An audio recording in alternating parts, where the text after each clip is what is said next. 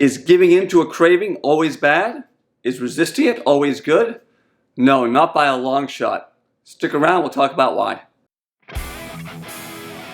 Welcome, I'm John Health and Fitness, certified health and fitness professional working in the Washington, D.C. area. Today, in part 2 of our Craving Series, we're going to talk about the circumstances under which you actually probably should give in to a craving.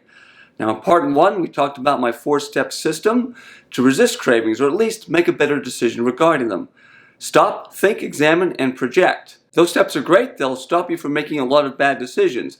And in most cases, cravings are something you should resist. But not always. Let's talk about some of those examples. And even if you go through those 4 steps, you might come to the conclusion that, yeah, I'm going to give in to this craving. Before we get too far along, I will have timestamps below for the various sections of this video if you'd like to jump around. All right, let's start with the most obvious reason you'd give in to a craving. It's a craving for something actually good. If you're craving a kale salad with beets, hey, you know what? You should probably go for that. How often do you crave kale salads with beets? Hey, listen, that's up to you. Another reason to give in to a craving, even if it's something that's not, air quotes, good for you or healthy, is if your body actually needs it. Let me give you a personal recent example of this. I was at a relative's house recently after a long drive. It was getting later into the evening, people were going to bed, and I found myself craving something. I wasn't sure what. So I did stop, I followed my steps. I stopped, gave myself a pause to see if it would pass. It did not. And I thought about it, what did I really want? I knew it was something white flour. It's very odd. I wanted something processed white flour. I think I was looking for that rush, that kind of glucose insulin rush. I started rooting around, and I stopped myself before I looked anymore, and I thought, well, let's do an examine here. And I examined, what's the source of this?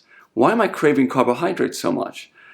Now, I track my diet very carefully every day. I have my clients do this, but I do it all the time as just kind of support. So I track everything I eat. So I checked my log. I used the Lose It app. And according to that, I was really quite under on carbs that day. I'd eaten a lot of protein and some fats. I packed some nuts for the trip and some protein bars.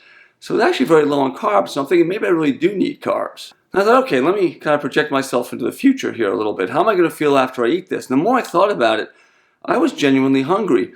I started thinking that if I didn't eat something, if I didn't sate this particular craving, I might not be able to sleep that night. It was actually getting that bad. So I kept looking to make sure I could find the right thing. Sure enough, I came across a biscuit. It's a pretty big biscuit. It's like 250 calorie plus white flour biscuit. When I saw that, I knew it. I knew it right away. I'd stopped. I thought about it. I examined the reasons, and I'm pretty sure because I was just under carbs that day, and my body really wanted some carbs. And how would I feel about it? I was pretty sure I'd feel okay about it. I hadn't eaten a whole lot of food that day either, and I'd otherwise eaten pretty well. So I popped that biscuit in the microwave for about 7 seconds, warmed it up, I ate it. I enjoyed it, of course. I had that initial reward right away, and sure enough, that's all I needed. That was it. I slept very well that night. It was exactly the right choice at that particular time. Normally, no. Sometimes I'm wandering around that house and I come across donuts and those things. When I've stopped, thought, examined, and projected, I know there's no way I wanted to eat the donuts. In fact, there were donuts there that evening. I avoided those. But the biscuit I ate, and it was the right decision. What's a third reason you might want to give into a craving? Well, it's actually more social than anything else. Let's say you're at a holiday gathering, maybe with your in-laws, maybe with a close family member, and they're famous for their apple pie, or their pumpkin pie, or something you know you probably shouldn't be eating or you want to resist. Should you resist that? Should you not eat that pie and potentially insult someone? Is that worth 250, 300 calories? It might be. It's something to think about. That's if you're on the keto diet and you're on ketogenesis. That's the kind of thing that can knock you out of it for days.